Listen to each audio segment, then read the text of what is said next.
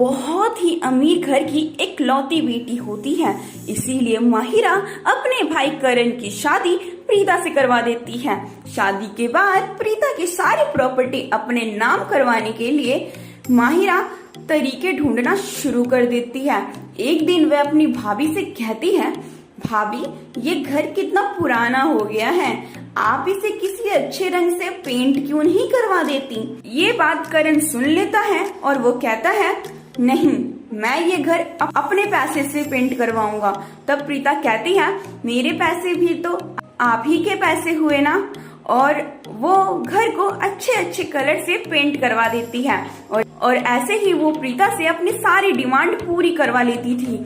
वो रोज प्रीता से शॉपिंग करवाती तो कभी महंगे महंगे हार खरीदवाती। कुछ दिन बाद माहिरा प्रीता से कहती है, भाभी आप इतनी सारी प्रॉपर्टी का क्या करोगी, आप मेरे नाम कर दो। तब प्रीता ने कहा, लेकिन मुझे ये प्रॉपर्टी अनाथ आश्रम के नाम करनी है। उसके बाद माहिरा को गुस्सा आ जाता है और वो प्रीता से घर के सारे काम करवाना शुरू कर देती है।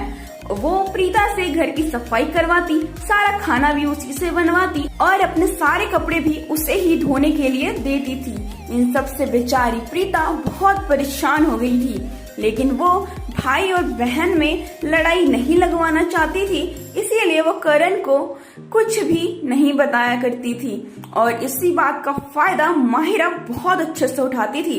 कुछ दिन बाद दिवाली का त्योहार आता है और करण अपनी पहली दिवाली पर प्रीता को एक सोने की अंगूठी गिफ्ट करता है जो बहुत ही सुंदर होती है।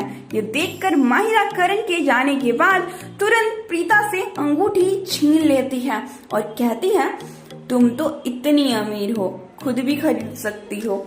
फिर वहां से चली जाती है और एक दिन वो प्रीता की प्रॉपर्टी अपने नाम करवाने के लिए एक प्लान बनाती है।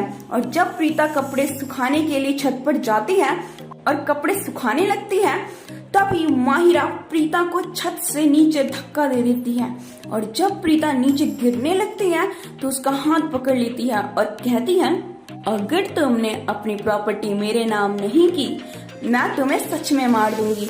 आज की तरह तुम्हें बचाने के लिए तुम्हारा हाथ नहीं पकड़ूंगी, इसीलिए अच्छे से सोच लो।